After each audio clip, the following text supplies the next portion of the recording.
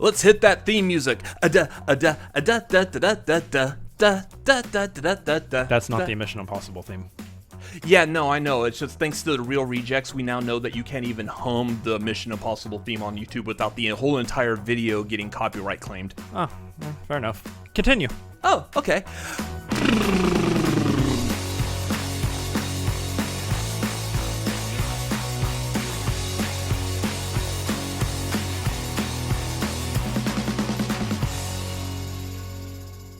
What's going on, everyone? We are the Cinefanatics. My name's Robert Adams. I'm Chris Adams. And today we got a spoiler-free review for Mission Impossible 7, Dead Reckoning Part 1, Ethan Hunt Returns, The Rise of the IMF. Breathe. That was a long effing title. Yeah, Mission Impossible Dead Reckoning Part 1. Yeah. It's a Part 1.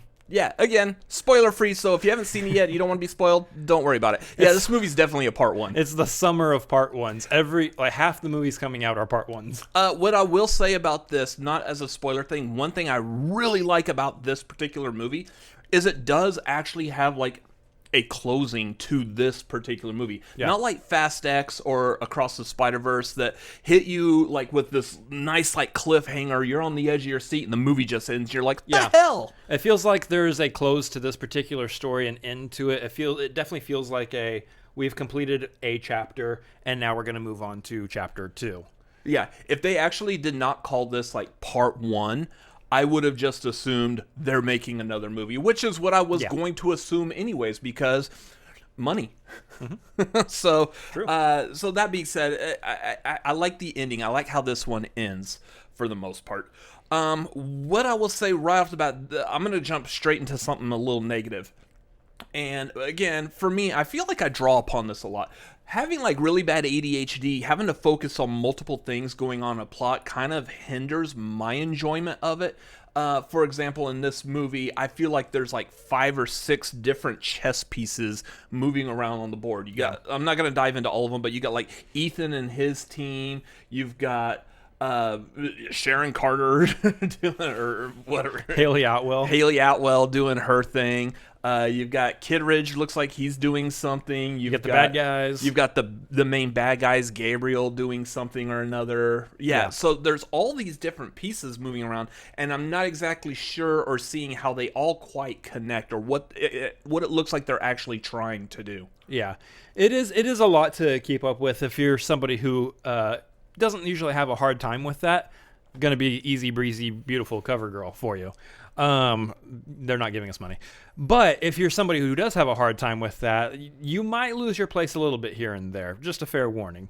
But otherwise, that is something I actually did like, because I do believe that is something that is a staple of the series. There are a lot of times in the series, and really kind of just in general, agent spy flicks in total, there's always multiple things happening at the same time. There's always moving chess pieces. People are over here doing one thing, people over here doing one thing, and then at some point they eventually will coincide and come to a fair conclusion of some sort. That's something for me is actually a plus of this movie.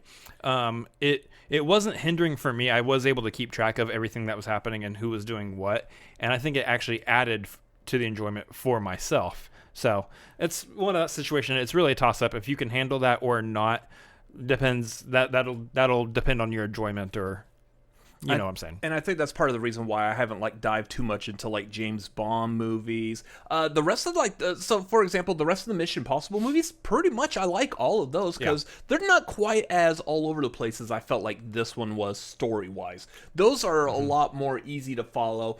A lot more of those movies are also based on set pieces of heists or something, not necessarily heist, but something that they have to do. For example, my favorite being, I think it was a Ghost Protocol that had the Burj Khalifa thing that they had to do, climbing the side of that while also imitating another person and switching the hotel rooms and stuff. I was able to easily follow that, and that was a lot of fun. Those kinds of things, I like those setups. Kind of the same thing for, say, Ocean's 11. I like the whole heist and planning and watching all that unfurl. So that's a lot of fun. I have no problem with following like the Fast and the Furious movies as well. Well, okay. But I mean, let's be honest about that Fast one. and the Furious is kind of like in the same vein as these Mission Impossible movies. I think these Mission Impossible movies maybe a little more like rooted in reality as far as like the spy, the mission, the job type of thing. Listen, you can love the Fast and Furious movies. They are not a thinking man's movie. No, they're not. But I mean, I'm a big dummy head apparently. Thanks for the insult. I didn't say that. I know. You said that. I said that, yeah. But yeah, that's the kind of movie, like, I feel like I can follow it, just this one particular one, And that actually does lead me into one of the things I really, really actually enjoyed about this, and that is this movie felt smart to me. It felt like a smart action movie. And that's not to say that other movies out there, other action movies out there are too stupid for anybody to pay attention to. And we can all enjoy different movies at whatever different levels we like. But this particular movie just felt like they had meticulously planned out exactly what they wanted to do, exactly how they wanted it to look, and they spared no expense. Jurassic Park reference. They spared no expense down to the detail, and they pulled it off. And as far as action movies go, for me, this is one of the more fun ones I've seen of recent time, and it definitely feels the most cohesive and just well thought out, honestly. Yeah, I know, like, one of the other things we were talking about before we were filming this, one of the things I really liked on it is there is a part, you've seen in the trailer where Ethan is on the motorcycle and dives off the cliff. In the movie, he's trying to get onto a train, and this whole time they're like, how is he going to get on the train? How's he going to get on the train? And you're like, well, I've seen the trailer. You know how he's going to get on the train. And it seems like the movie, knowing that in the trailer, the movie is basically serving that to you. You're like, I know how he's going to get on the train. He's going to dive off the cliff. And it was so much fun watching that, knowing that he dives off. If you didn't watch the trailer, you may not immediately go to that. It's like that scene was written specifically knowing that they were going to put the first part of that scene in the trailer. Yeah. Pay your writers. So, that kind of thing is actually just a sign of it just being a very intelligent action movie, in my mind. Yeah. On top of that, of course, you've got Tom Cruise. The man clearly loves movies and popcorn. And so, we can trust that in these stable franchises that he's been a part of for so long, he's going to deliver the goods. And he delivers the goods here. He's been playing Ethan Hunt for, gosh, how long now? Since 96? A few decades, almost. Yeah. So, this is one of those characters that he knows like the back of his hand. He can come in, get the job done, and it's going to look good, it's going to feel good, and it's going to be a fun time for all involved. He is exactly what you want, need, and expect out of Ethan Hunt this time around too. One of the other things I wanted to point out that I noticed while watching this movie that I really liked as well was this movie sees the return of Henry Czerny as Kittredge. Mm-hmm. We haven't seen him since the very first Mission Impossible movie back in '96. And I remember there was a shot in the original one after the opening thing happens. The cold open? Yeah, where Ethan meets up with Kittredge at this diner. Yeah. And while they're talking, the camera is pushing in really close on their face, kind of like at a downward look, faceward up intensity angle. They did that in this movie when bringing Kittredge back in. I was like, oh, I love that. It's not the same director at all. Nice little but callback, it's it's that same angle shot, and I love it because that's how I think of that character of Kittredge, is that low angle shot. And I think that's a nice thing, knowing that this is one of those franchises that's been around for a while. They go back and this is again part of the intelligent design of it all for me, is that they are honoring where they came from, recognize where they came from with the action and everything and how the movie's set up. Not only that, but also honoring the roots of Mission Impossible from the TV show and everything. So that is another thing too that you can see plainly, the love, the passion, not just from like Tom Cruise obviously, but Christopher McQuarrie directing it, the whole crew, everybody just knows what they're doing when they come to play, and it's very evident throughout the entire film. Yeah, the acting in this was really good, fully believable. They got a strong cast in here. I like pretty much everyone in this cast is already used to this kind of a movie anyways. There was like about 3 or 4 people in this movie that were from like the MCU, something like that, or any other kind of like a movie like that, like Vanessa Kirby coming from the Fast and Furious movies as well. So, well, one of them anyway. One of them. So they've got a really good selection of actors here, and I think they all did phenomenal. I do want to specifically shout out Palm Clementif.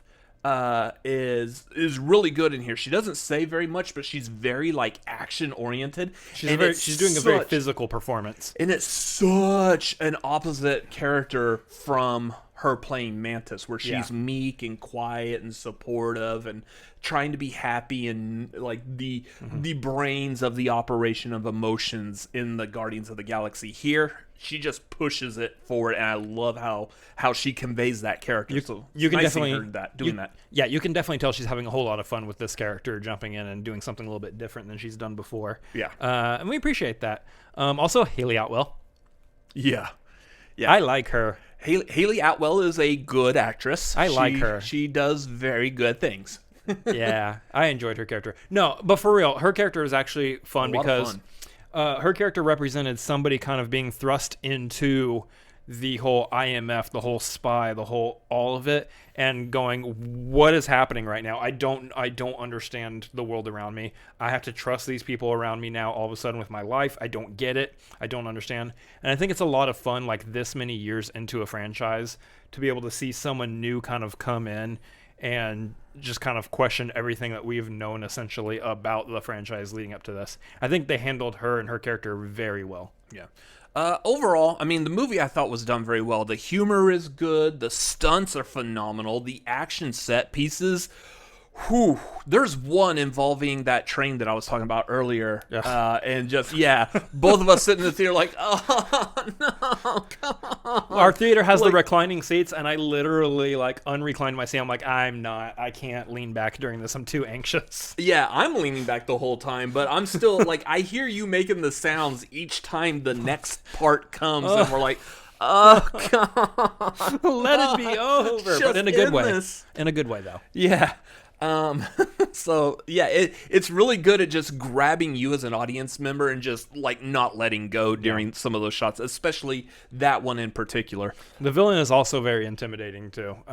Even though he doesn't do much. But what he is and represents is a very intimidating thought. So I'll leave it at that. But otherwise, good bad guy, good storyline too. So again, this movie is definitely a part 1. It's basically it's setting up getting the MacGuffin basically for what's going to be the big issue in part 2. Yeah. And it's still a lot of fun, even though it's something just so simple. It's just, again, a lot of people all over the place scattered. The story works for it. For me, though, it is something I'm going to have to watch this movie again, which is good because I'm definitely going to want to before I go see part 2. And I think part 2 seems like it's going to be a lot easier to follow so far. Yeah. Just the amount of puzzle pieces or chess pieces on this board are kind of aligned into certain parts now, and it's going to make it a lot easier to follow. Yeah. So... for me, I think I'm ready to give a rating. Yeah. How about you? Yeah. I'm upwards of a solid 9 out of 10 right now. This was just a fun time, a great action movie. It is a nice, refreshing breath of fresh air in terms of a summer blockbuster to go check out in the theater. Absolutely worth the ticket price. Go to the theater, especially if you love the Mission Impossible franchise. Yeah. I'm going to go ahead and give it a 7. It was enjoyable. It was entertaining. It needs a rewatch for me, but... His number will be rising. The number will probably... it probably will rise.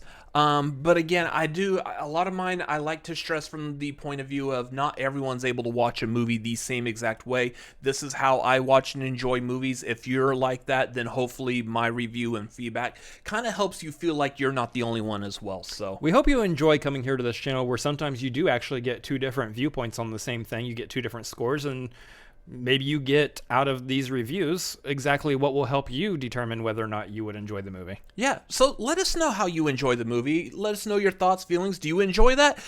let us know all that down below in the comments. While you're down there, make sure you hit the like button and the subscribe button, because it makes us feel good. This is on YouTube. Look, see? You see the YouTube things around here? It makes us feel good. Yeah, we like that. So make sure you do that. Follow us on Twitter and Instagram at The Cinefanatics. You can follow me personally at Robert Adams MLP on Twitter, Instagram, Letterboxd, and YouTube.com/@RobertAdamsMLP. And you can follow me at Chris Adams MLP on Twitter, Instagram, and Letterboxd, as well as Twitch.tv/Chris Adams MLP. Anyways, that's going to do it for this review. Thank you for watching it. We hope to see you again on the next one. If you choose to accept it, hit that subscribe button. We'll see you on those videos. Goodbye. You knew we had to stick that joke in there somewhere. You just knew it. Yeah. Still not the theme.